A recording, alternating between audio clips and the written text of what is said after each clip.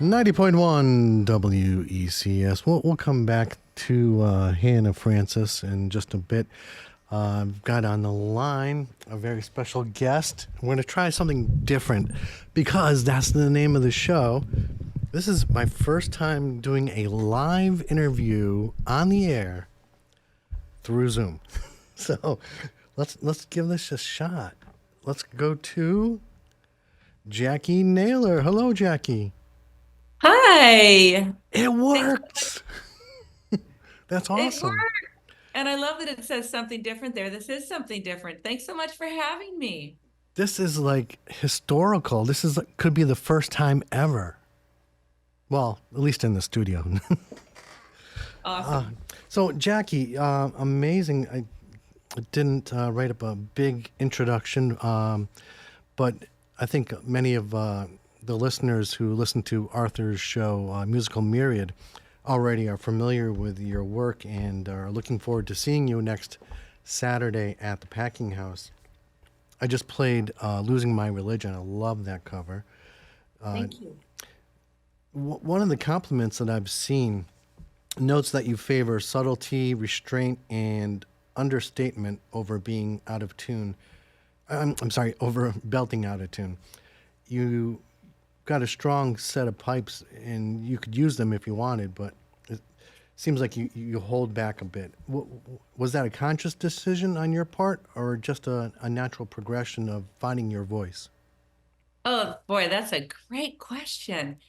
Thank you so much for asking it. I think that in the beginning, I think I wasn't really, it was just, well, I'll go back a little bit and say that I think that my sound is so kind of different sounding and kind of like what you described. There's sometimes a lot of subtlety and quiet, but then there's also these moments when I really do belt it out, but I kind of pick and choose those. And a lot of that I really credit to my teacher, Faith Winthrop, who is no longer with us, a wonderful singer. Faith Winthrop really taught me to encourage me to find my own voice and to not worry about trying to sound like anybody. And that's for a jazz singer, of course we naturally, especially as young people, we're trying to learn, and she was always really on me about nurturing my own voice and my own story. And so this idea of telling a story within the tune, sometimes I think restraint is a great way to tell a story, to have dynamics and nuance. And I have this incredible band, and in particular, Art Koo, who we'll talk about, I'm sure. But he's really able to just such beautiful arrangements and is able to follow me so beautifully. So I really have the freedom to pick and choose where I want to be loud or where I want to be quiet or where I want to belt something out. And that's also true on the albums as well. So I credit a lot to them, and also, of course, to my teacher from long ago, who really helped me find me. Some artists go to school with dreams of being an accomplished singer, songwriter, or musician, and you went to school to earn a degree in marketing. And look at you now. It's nice to know that you have something to fall back on in case you lose your voice. Oh my goodness, I hope that doesn't happen. But yes, it's funny because it does come in handy. I mean, of course, I have a team of people that help me out, but I'm able to understand and really respect their roles and all they do to get me to people like yourself, to get us in contact and make those things happen. So I can really appreciate the marketing and advertising side of things and how important that is. And that is certainly going to come in handy as an artist, because every artist needs to do some promotion and marketing. Yes. Yeah, it does definitely come in handy. You wrote All My Life for Art Koo, you just mentioned. Who's your partner, I believe, right? Or your husband or a partner? My husband. What was his reaction when you kind of laid it out there for him? Or I'm assuming he wasn't part of the process to create it, right? To create what? Your song "All My Life." All My I think I read somewhere that you wrote that for him. Yes, sorry, I didn't hear the question. Yes, there are so many songs that pretty much on every album. So Art's, I'll say this too, Art Koo, who's from Connecticut, actually, from West Haven. Yes, and he went to Yale while he was also in high school, which is kind of interesting for music, and then went on to Oberlin. He had a pretty talented cat. And he started out as a substitute pianist, and I was so for me, and I was so impressed with him that I got him on more gigs, and then we started writing together, and then eventually started, going out, and then got married. But he, we do write quite a lot of the songs together, and but indeed, yeah, he doesn't like it very much, but I write songs for him all the time. So, he pretty much on every album. So he's on, let's see, we've made 12 albums, and he's on 11 of them. Wow. With that very first one, Live at the Plush Room, that he's on, he was the substitute pianist for that. So to clean my glasses. Yeah, he, all my life. And then of course on the new record, Treasures of the Heart, there's so many. I mean, it's all about all the different types of treasures one has in one's heart, love and family and music, all of those things that we can identify with. But so many of the songs, of course, are also about, about our life together. We have a very rich life together. It's wonderful. Sometimes hard, traveling around with your partner all the time is. It can be a little stressful just traveling, period. And yeah, to be with a partner, if the dynamics aren't right, it might not work. Yeah. Right. So I'm happy that it's working for you. 20 years, I think it's worked out. Wow. Yeah. You just said your last album, or do you have a new album coming out? I thought I saw the last one was 2020. The latest one, Treasures of the Heart, which is what we'll be playing most of those songs for. I'll make sure that you get a copy. I'm sure that my radio promoter will do so too. But I really want to thank you for letting me on so quickly, making this happen, since we're going to be there so soon. And I'll actually send over a link to download all those new songs as well. It's not out yet. It comes out actually on April 26th. This is our 12th record, Treasures of the Heart. And it has 10 songs that we wrote together and 4 covers, jazz covers and pop covers. Yeah, that's got Richie Goods and Eli Howell on it as well as art, and a flugelhorn player, Eric Jacobson. So we'll be playing a lot of those songs from the new record, and I'll have the new album with me. I'll have CDs. Maybe I'll get to hand you one if I actually see you.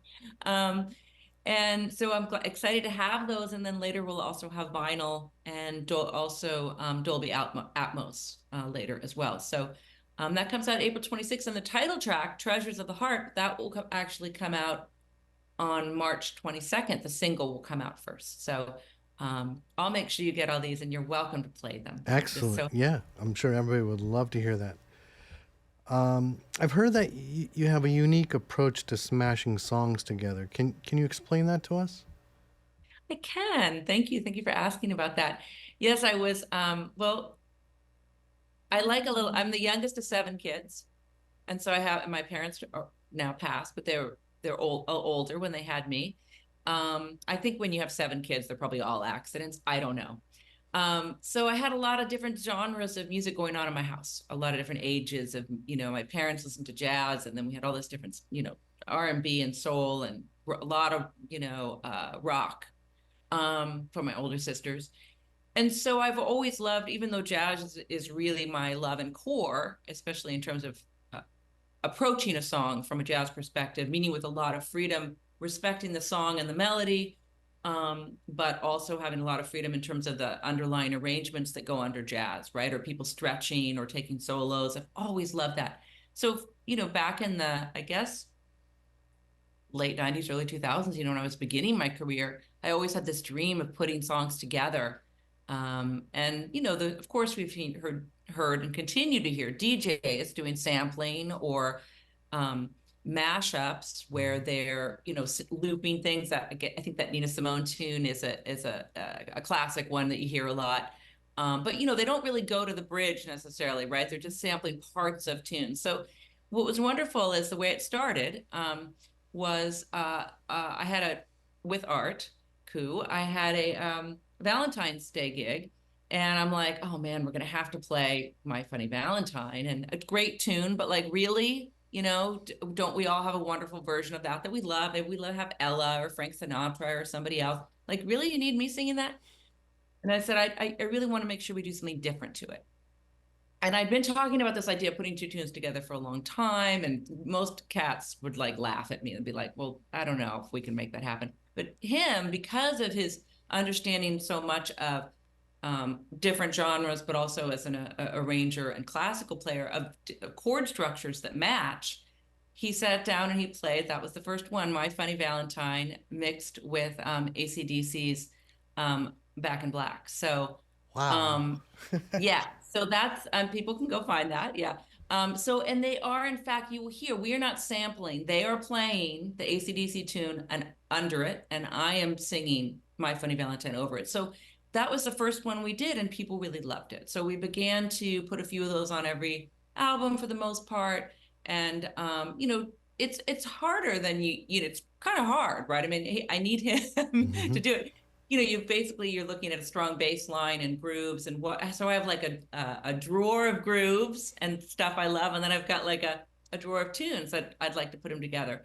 And so they're always a mixture of, there's always a jazz tune running under or on top, and then there's a pop tune or a tune from another genre. But and the more obvious they are, the better. So it's been a great way for us to play songs that people have heard over and over again, but do it in a new way, and hopefully invite maybe some new people into jazz that, like Ken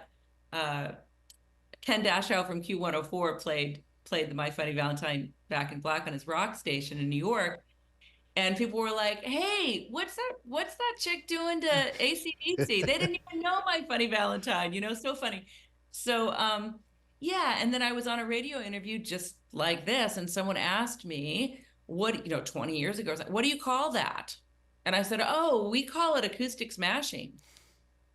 I love it. And because I'm like, okay, it just kind of came out, and then that's what we've stuck with. So to differentiate it from looping or sampling or and I am singing to be very clear, I'm singing the lyrics and the melody of the tune that I'm singing. So I'm not like just singing the lyrics over another tune. So it's the lyrics and melody of one tune over the groove of another tune.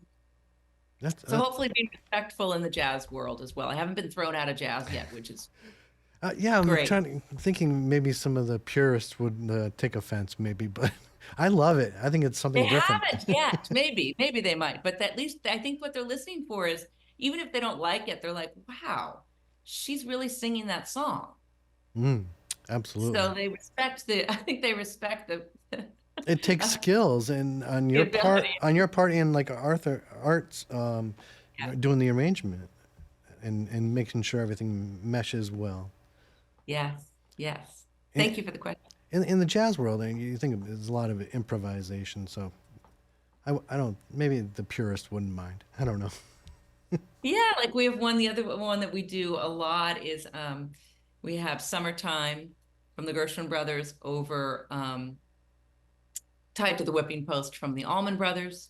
That we do a lot. And Black Coffee, jazz tune Black Coffee over Moby Dick. So, but we keep playing these because people seem to enjoy them. So I'm curious now. Yeah, right. You'll find it. You'll see it on there. You have to let me know what you think. Absolutely.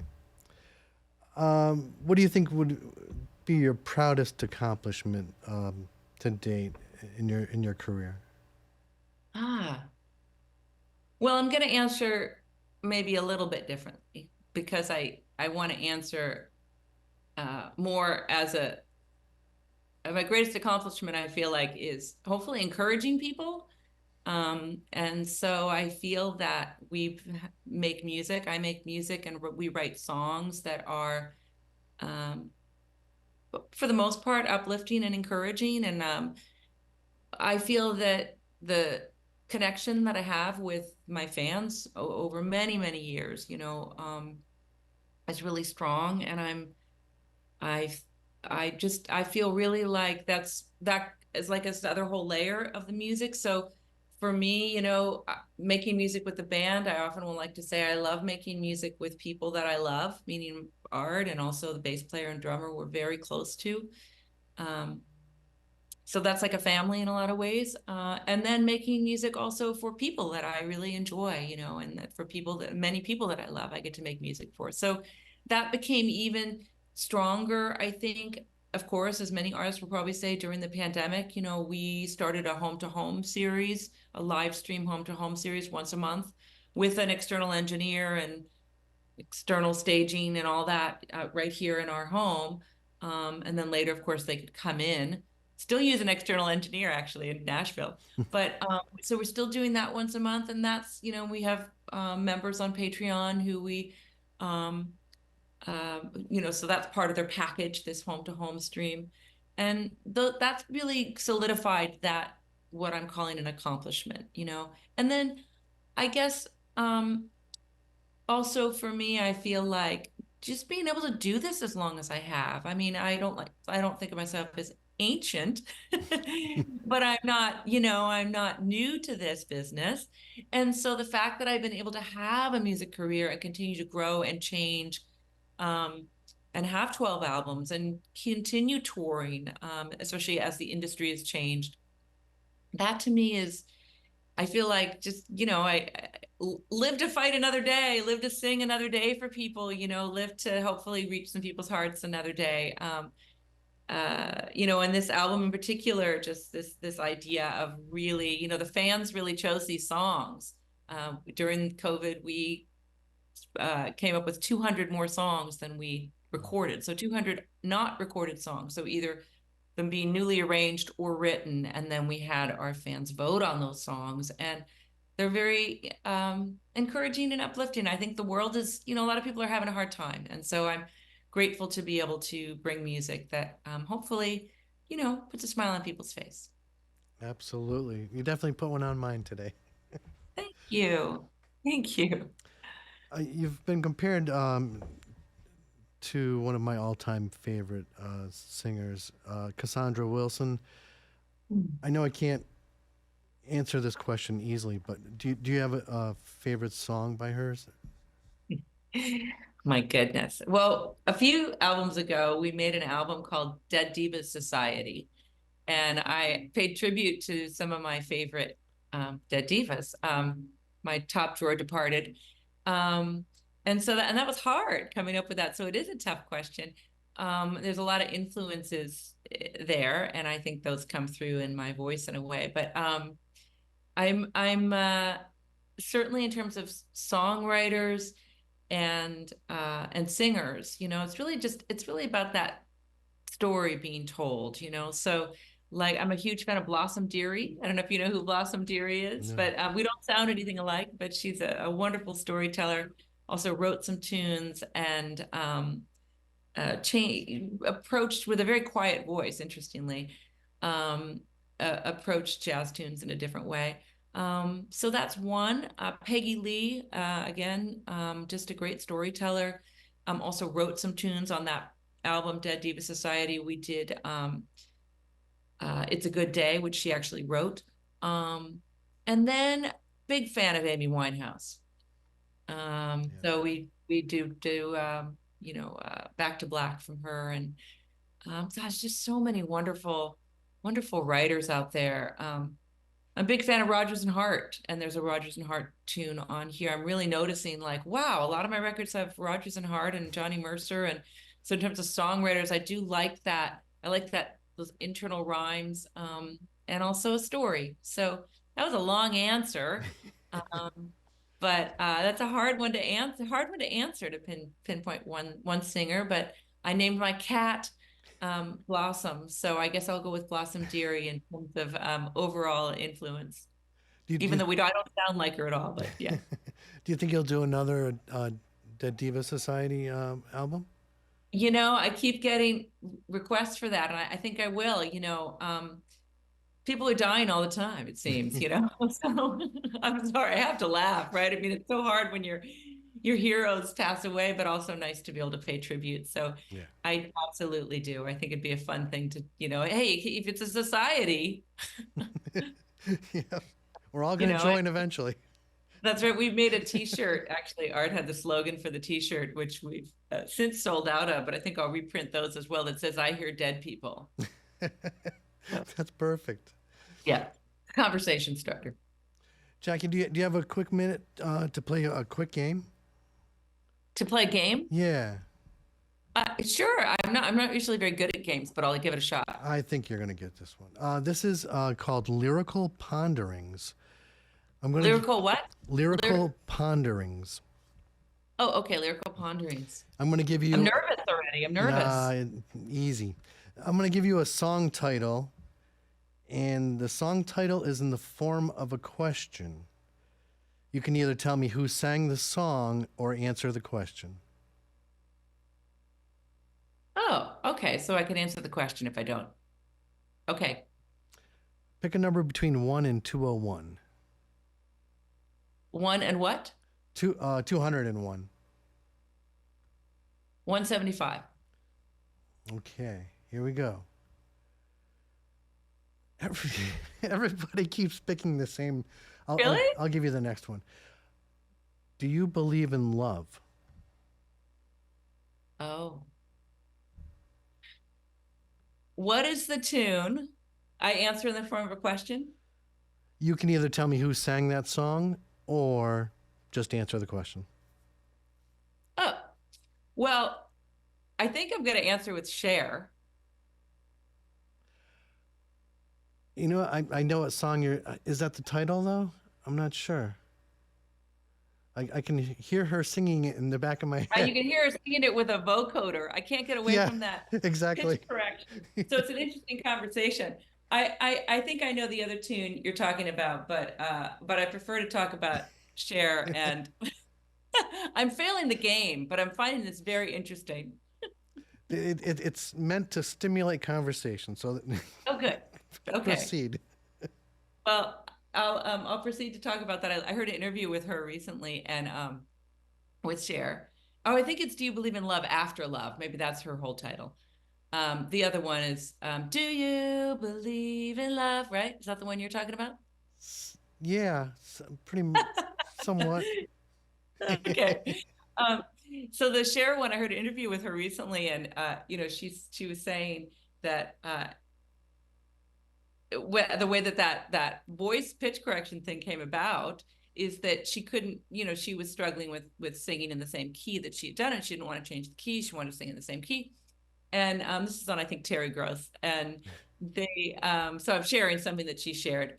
And she said, then they did that thing. And she's like, that's it. That's perfect. I love that. And so curiously, that became like this whole thing, right? With T-Pain and everybody else. Like, it just became this whole moment that has continued, of course, but where the pitch correcting actually becomes part of the audio of the tune in a way. So anyway, that's my answer. I don't know what I was.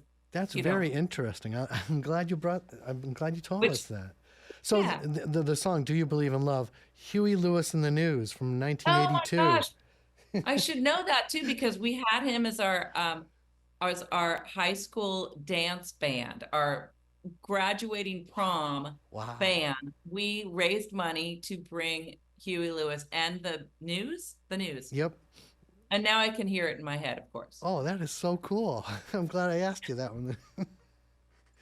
Well, Jacqui, thank you very much. We'll all see you at the Packing House next Saturday, the 16th, and I believe 7 p.m. Probably. Yeah, you want me to share a little bit of stats about the show itself? Yeah, real quick? please do. Yep. Great. So, and your website and socials and all that. Thank you. So, it will be a duo, me with Art. Very intimate. Will be a concert. I love the Packing House with their beautiful wood floors and the piano. And this is now our third time there. And we play, I believe the show is at 7:30. The doors are at 7.